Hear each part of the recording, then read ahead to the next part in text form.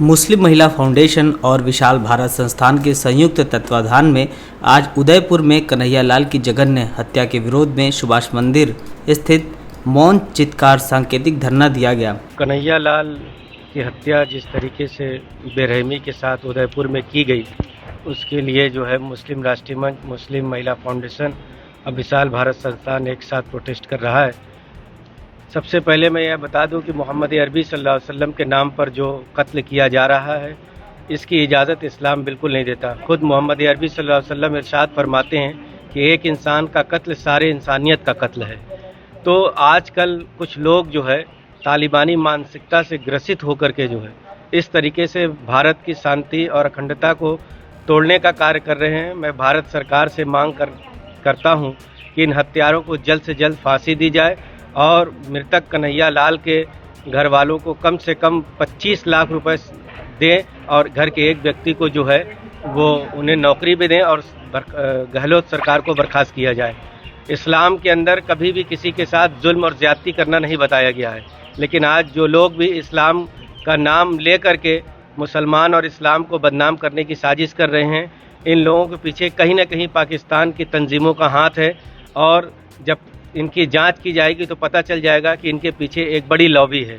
इसलिए सभी लोगों से मैं कहना चाहता हूं कि इस वक्त भारत के अंदर जो भी ये बेरहमी और बेदर्दी से कत्ल हुआ है, इसके खिलाफ प्रोटेस्ट करें और इन हत्यारों के खिलाफ हो जाएं। और मैं एक मांग ये भी करना चाहता हूं कि राजस्थान के जो चीफ काजी हैं वो इस बात को ऐलान करें कि जब इन दोनों को फांसी दी जाए तो भारत की ज़मीन पर इन्हें दफन होने न दिया जाए, ताकि लोगों की हिम्मत टूटे।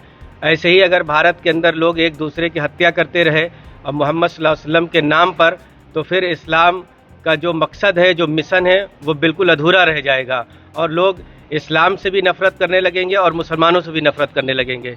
तो चंद लोग इस्लाम और मुसलमान को बदनाम न करें, बल्कि इस्लाम का जो सही रास्ता है वो लोगों को बताएं। भारत के संविधान पर अपनी आस्था को रखें और जो भी प्रोटेस्ट किसी को करना हो, अगर नुपुर शर्मा के ताल्लुक से कोई प्रोटेस्ट हुआ तो सभी धार्मिक मौलानाओं ने यही कहा था कि आप भारत के संविधान पर आस्था रखें, और उनकी गिरफ्तारी की मांग हो रही थी, ना कि कोई कत्ल करने की बात हो रही थी।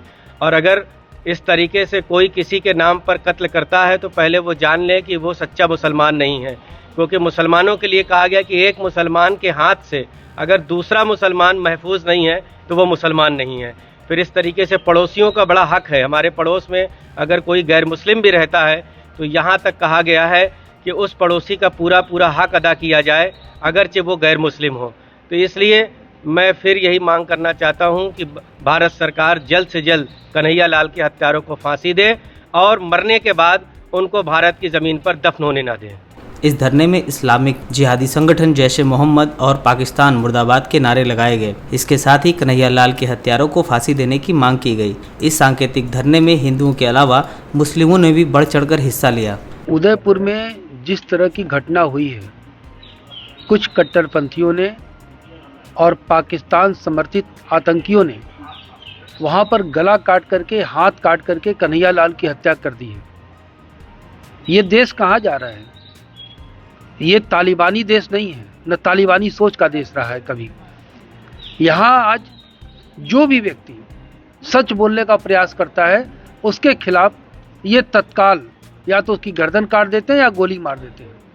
ये आतंकवादियों की बहुत बड़ी गहरी साजिश है, पाकिस्तान की साजिश है। और जिस तरह से पूरे देश में एक वातावरण बनाया जा रहा है डर का, कि लोगों को आतंकवादी संगठन डरा कर रखेंगे, मैं उन तमाम इस्लामिक कट्टरपंथियों से और देवबंद के मौलानाओं से पूछना चाहता हूं कि बात बात में वो फतवा जारी करते हैं, लेकिन जब इस तरह की आतंकवादी वारदात होती है तो उनका फतवा कहीं दिखाई नहीं देता। आज जैसे मोहम्मद आतंकवादी संगठन है, मोहम्मद साहब को बदनाम कर रहा है। लश्कर ए तैयबा आज इस्लाम के वसूलों को बदनाम कर रहा है।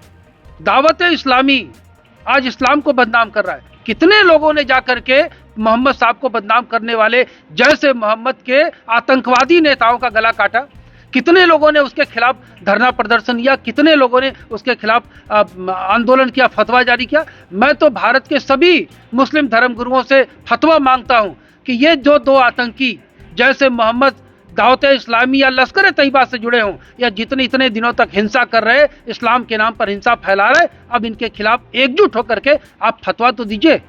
मौलाना साहब ने कहा कि उनको भारत में 2 गज जमीन न मिले इनके दफन होने के लिए। ऐसे किसी भी आतंकवादी को, जब आपने कहा कि आतंकवाद का धर्म नहीं होता तो आतंकवादी का भी धर्म नहीं होता। जब आतंकवादी का धर्म नहीं तो उसको जमीन में दफन करने के लिए भी उसको स्थान नहीं मिलना चाहिए। उसकी लाश को समुद्र में उठाकर फेंक देना चाहिए, पेट्रोल डाल करके जला देना चाहिए।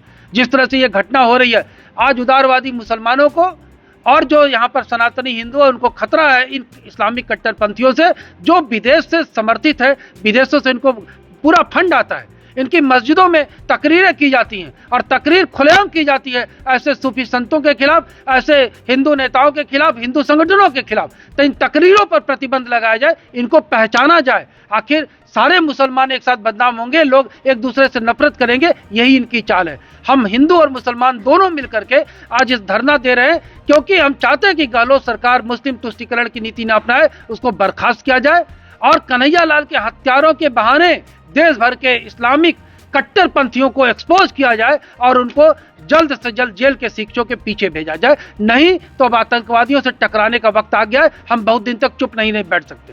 पेश है न्यूज बकेट हिंदी मासिक पत्रिका। पढ़ें इस महीने की पूरी खबर विस्तार से हमारे न्यूज बकेट की मैगजीन में। हमारी ई मैगजीन को मुफ्त में पढ़ने के लिए अभी लॉग इन करें www.newsbucket.in पर। इसके अलावा रोज की ताज़ा खबरों के लिए हमारे YouTube चैनल को तुरंत सब्सक्राइब करें।